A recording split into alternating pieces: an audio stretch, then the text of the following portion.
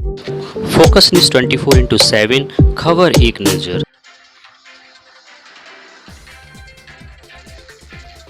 सुप्रभात देवियों और सज्जनों, मैं कर्नल सोफिया कुरैशी और मेरे साथ विंग कमांडर व्योमिका सिंह आज आपको 6 से 7 मई 2025 की रात 1:05 से 1:30 बजे के बीच भारतीय सशस्त्र बलों द्वारा अंजाम दिए गए ऑपरेशन सिंदूर के बारे में जानकारी देंगे।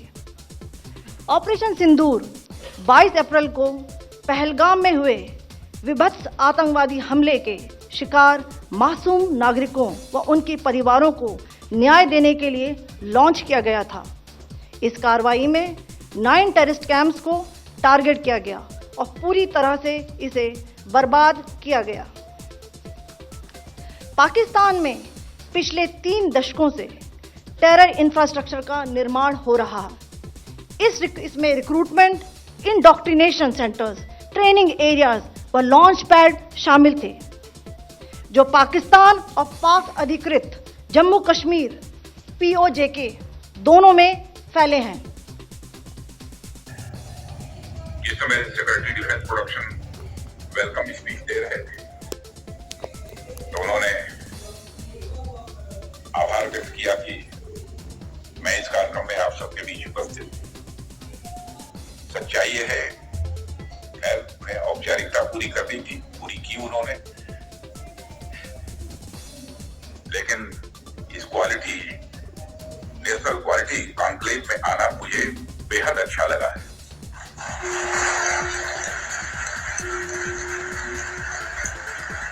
वैसे ऑर्डिनरी कॉन्क्लेव में तो हम लोग जाते रहते हैं, तो क्वालिटी कॉन्क्लेव में आने में क्या आपत्ति हो सकती है।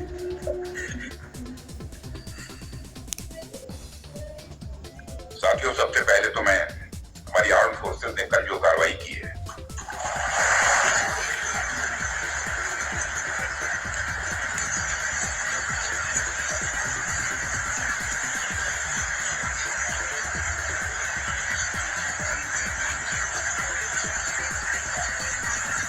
और जय हिंद जो शौर्य और पराक्रम दिखाया है, उसके लिए मैं हृदय से बधाई देता हूं। पाकिस्तान और POK में जिस तरह से हमारी आर्म फोर्सेस ने टेरर कैंप्स को नेस्त नाबूद किया है, वो हम सब के लिए एक गौरव का विषय है।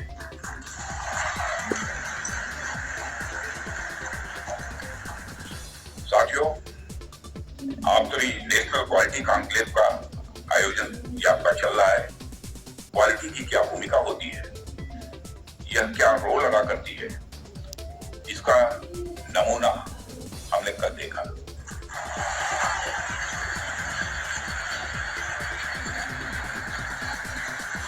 जिस प्रेसिजन के साथ यानी जिस सटीकता के साथ ऑपरेशन सिंदूर एग्जीक्यूट किया गया, वह अनइमेजिनेबल है, बहुत ही सराहनीय है। इसमें 9 टेररिस्ट कैंप्स तबाह हो गई और अच्छी खासी संख्या में आतंकी मारे गए।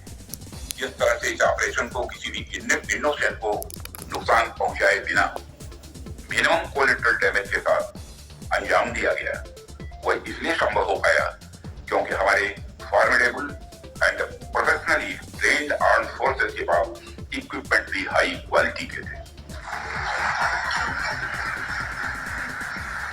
ऐसे में इस क्वालिटी कॉन्क्लेव को मैं बड़े महत्वपूर्ण कॉन्क्लेव के रूप में देखता हूं। मैं इस आयोजन के लिए डिपार्टमेंट ऑफ डिफेंस प्रोडक्शन और इनके secretary defence production Shri Sanjeev Kumar को भी हार्दिक बधाई देता हूं, और क्वालिटी एश्योरेंस ऑर्गेनाइजेशन को भी मैं बधाई देता हूं। साथियों, अभी मैं इस कॉन्क्लेव की थीम देख रहा था, fast tracking of quality assurance through integrated approach and technology enabled processes. आपकी यह थीम मुझे बेहद अच्छी ही नहीं लगी, बल्कि दिलचस्प भी लगी, इंटरेस्टिंग लगी। वैसे भी पूरी दुनिया में इसमें बड़ी तेजी से डिसरप्टिव चेंजेस हो रहे हैं। और खासकर डिफेंस सेक्टर में तो लगातार नए नए ट्रांसफॉर्मेशंस ये देखने को मिल रहे हैं। ऐसे में क्वालिटी असेसमेंट को फास्ट ट्रैक करना न सिर्फ रेलेवेंट है बल्कि मैं समझता हूं यह समय की मांग है। उन चेंजेस को देखते हुए यह थीम अपने आप में बहुत ही रेलेवेंट हो जाती है। इतनी इंटरेस्टिंग और रेलेवेंट थीम रखने के लिए भी मैं आप सबको बधाई देता हूं। साथियों, अक्सर मुझे आर्म फोर्सेस के अलग अलग कार्यक्रमों में प्रायः जाने का अवसर मिलता है। रिसर्च एंड डेवलपमेंट ऑर्गेनाइजेशंस के इवेंट्स में जाने का भी अवसर मिलता रहता है। प्राइवेट सेक्टर द्वारा आयोजित कार्यक्रमों में भी मैं प्रायः जाता ही रहता हूँ, परंतु आज का यह जो मंच है यह अपने आप में बड़ा अलग है और एक विशिष्ट मंच है। मैं ये देख रहा हूँ यहाँ कई सारे लोग हैं जो अलग अलग फील्ड्स में महारत जिन्होंने हासिल की है, वे महारथी बैठे हैं। इसलिए मुझे लगता है कि आज की हमारी बातचीत भी कई मायनों में विशेष होने वाली है। साथियों, इस क्वालिटी कॉन्क्लेव की महत्ता और आवश्यकता पर तो मैं आगे चर्चा करूंगा ही, परंतु पहले मैं आपको कुछ ऐसे बिंदुओं से, कुछ ऐसे पॉइंट से अवगत कराना चाहूंगा जो हमारी सरकार की प्रायोरिटी से जुड़े हुए हैं। 2014 में माननीय प्रधानमंत्री जी के नेतृत्व में हमारी सरकार आने के बाद प्रधानमंत्री जी ने हमें एक अत्यंत महत्वपूर्ण सूत्र प्रदान किया। उन्होंने शुरुआत में ही डिफेंस प्रोडक्शन सेक्टर के इम्पावरमेंट पर विशेष बल दिया। उन्होंने जो सूत्र दिया उसके पीछे की फिलॉसफी थी डिफेंस सॉवरेनिटी। डिफेंस सॉवरेनिटी का मतलब जब तक कोई देश अपनी डिफेंस नीड्स में कैपेबल तथा सेल्फ रिलायंट नहीं होता तब तक उसकी आजादी पूरी तरह से नहीं मानी जा सकती। जब तक हम अपनी सुरक्षा के लिए इंपोर्ट पर डिपेंडेंट रहेंगे तब तक कहीं ना कहीं हमारी आत्मशक्ति में अधूरापन रहेगा ही। अगर हम अपने हथियार और रक्षा उपकरण विदेशों से खरीदते हैं तो इसका मतलब है कि हम अपनी सुरक्षा को आउटसोर्स कर रहे हैं और उसे किसी और के भरोसे छोड़ रहे हैं। यह बात लॉन्ग रन में सही नहीं हो सकती। हमारी सरकार ने इस विषय पर गंभीरता से सोचा और आत्मनिर्भरता हासिल करने का निर्णायक कदम भी उठाया है। आप सब तो जानते ही हैं कि देश में पहले से ही ऑर्डिनेंस फैक्ट्रीज का एक इंडिजिनस सिस्टम रहा है और इन फैक्ट्रीज ने एक समय पर बेहतरीन काम किया और देश की सुरक्षा जरूरतों को पूरा करने में बहुत ही अहम भूमिका निभाई हुई है। इनके अलावा हमारे पास डिफेंस PSOs का भी एक मजबूत इकोसिस्टम पहले से ही है। हमारी सरकार ने डिफेंस प्रोडक्शन में क्वालिटी और क्वांटिटी दोनों पर समान रूप से बल दिया है। इसी दिशा में कई क्रांतिकारी कदम उठाए गए। भारत ने अपनी प्रतिक्रिया को केंद्रित, संतुलित और गैर उत्तेजक बताया था। यह विशेष रूप से स्पष्ट किया गया था कि पाकिस्तानी सैन्य ठिकानों को निशाना नहीं बनाया गया। साथ ही दोहराया गया कि भारत में किसी भी सैन्य लक्ष्य पर हमले का उचित जवाब दिया जाएगा। 7 से 8 मई 2025 की रात को पाकिस्तान ने उत्तरी और पश्चिमी भारत में स्थित कई सैन्य ठिकानों जैसे कि अवंतीपुरा, श्रीनगर, जम्मू, पठानकोट, अमृतसर, कपूरथला, जालंधर, लुधियाना, आदमपुर, बठिंडा, चंडीगढ़, नाल, फलौदी, उत्तरलाई और भुज पर ड्रोन और मिसाइलों से हमला करने का प्रयास किया। इन हमलों को इंटीग्रेटेड काउंटर UAS ग्रिड और वायु रक्षा प्रणालियों द्वारा निष्क्रिय कर दिया गया। इन हमलों का मलबा कई स्थानों से बरामद हुआ जो कि पाकिस्तानी हमलों का प्रमाण है।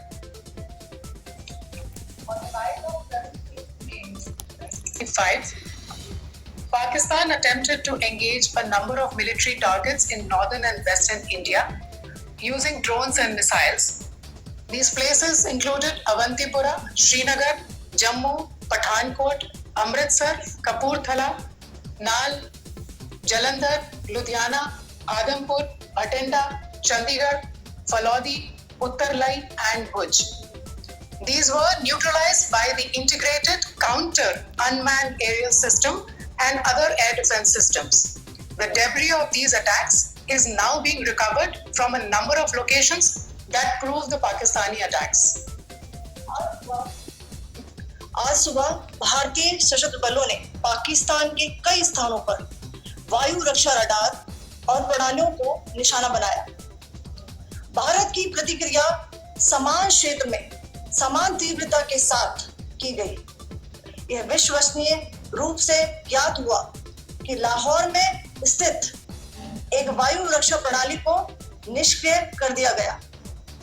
Today morning, Indian Armed Forces targeted air defense radars and systems at a number of locations in Pakistan. Indian response has been in the same domain with the same intensity as Pakistan. It has been reliably learnt that an air defense system at Lahore has been neutralized. Pakistan ने नियंत्रण रेखा पर आकरण गोलीबारी की तीव्रता बढ़ा दी है, जिसमें कुपवाड़ा, बारामूला, उरी, पुंछ, मेंढर और राजौरी क्षेत्रों में मोर्टार और भारी तोपखाने का इस्तेमाल किया जा रहा है। Pakistan has increased the intensity of its unprovoked firing across the line of control using mortar and heavy calibre artilleries in areas in Kupwara, Baramulla, Puri, Poonch, Mendhar and Rajouri sectors in Jammu and Kashmir. 16 innocent lives have been lost, including 3 women and 5 children due to the Pakistani firing. Here too, India was compelled to respond to bring mortar and artillery fire from Pakistan to a halt. Indian Armed Forces reiterate their commitment to non-escalation, provided it is respected by the Pakistan military.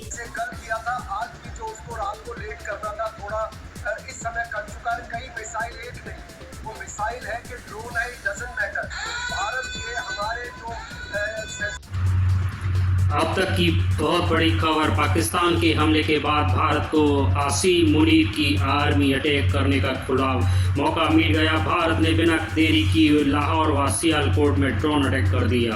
जो पाकिस्तान भारत में रह रहा है, ठीक वही काम अब भारत में पाकिस्तान भी में करेगा। भारत ने लाहौर और सियालकोट पर ड्रोन अटैक कर दिया। पाकिस्तान के हमले के बाद भारत की तरफ से जवाबी हमला हो रहा है। भारतीय वायुसेना ने सीधे तौर पर लाहौर सियालकोट को सीधा निशाना बनाया। पाकिस्तान ने आज ऑपरेशन सिंदूर का जवाब देते हुए अंतर्राष्ट्रीय सीमा पर जम्मू कश्मीर से पंजाब और राजस्थान तक हर जगह हवाई और ड्रोन हमले किए। इसके साथ ही आसिम मुनीर ने अपनी बर्बादी की पटकथा को लिख दिया। आज शाम को ही भारतीय सेना और विदेश मंत्रालय की ज्वाइंट ब्रीफिंग के दौरान कर्नल सोफिया कुरैशी ने पहले ही यह कह दिया था कि अगर पाकिस्तान की तरफ से जवाब देने की कोशिश की गई तो फिर अंजाम भुगतने के लिए उसे तैयार रहना होगा। ठीक हुआ भी वैसा ही। भारत ने बिना देरी किए हुए पाकिस्तान के सियालकोट और लाहौर में ड्रोन की मदद से हवाई हमले शुरू कर दिए।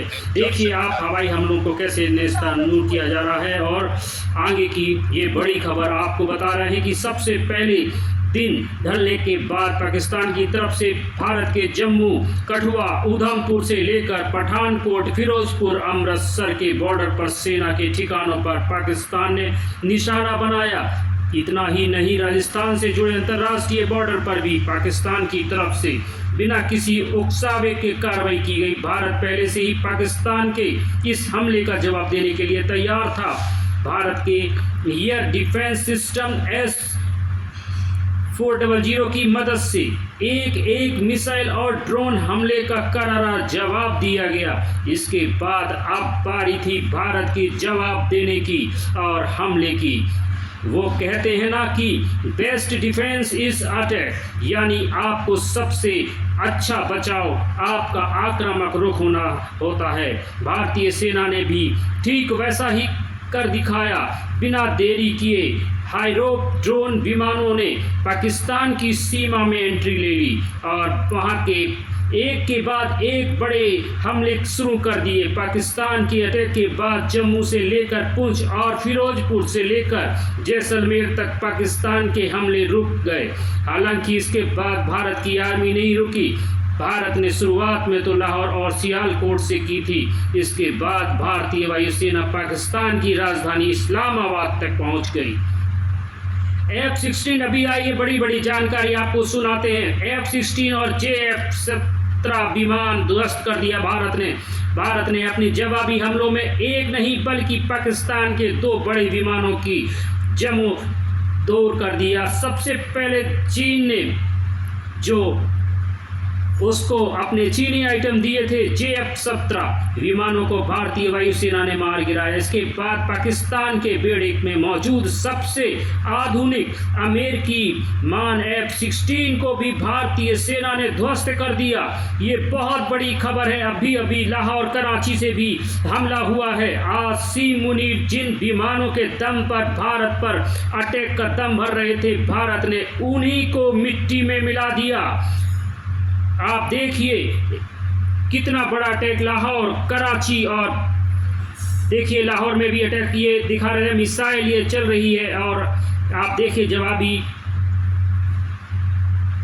कार्रवाई में ये जो चीन से मिले हुए पाकिस्तान को JF-17 विमान और भारतीय वायुसेना ने जिसको मार गिराया, आप देखिए। और जो अमेरिका के अत्याधुनिक अमेरिकी प्लेन F-16 को भी भारतीय सेना ने ध्वस्त कर दिया।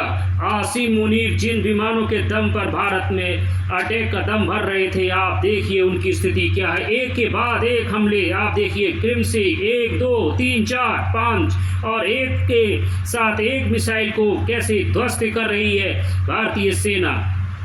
क्या पाकिस्तान अब क्या कार्रवाई कर पाएगी, देखना है। और S-40 ने देखिए इस हमले को भी नाकाम कर दिया। आपके सामने ये मिसाइल नंबर 2 पर दिख रही है। देखिए ये 2 नंबर का मिसाइल, ये 3रा नंबर का भी मिसाइल को भी इन्होंने डिस्ट्रॉय करके दे दिया है। आप देखिए एक एक करके सारे मिसाइल को S-14 ने हमले को नाकाम कर दिया है। भारत की ओर से जवाबी कार्रवाई की गई है। भारत ने तो शुरुआत में लाहौर और सियालकोट से की थी, बाद में भारतीय वायुसेना पाकिस्तान की राजधानी इस्लामाबाद तक पहुंच गई। इसी के साथ बने रहिए आगे के न्यूज़ व नई खबर की।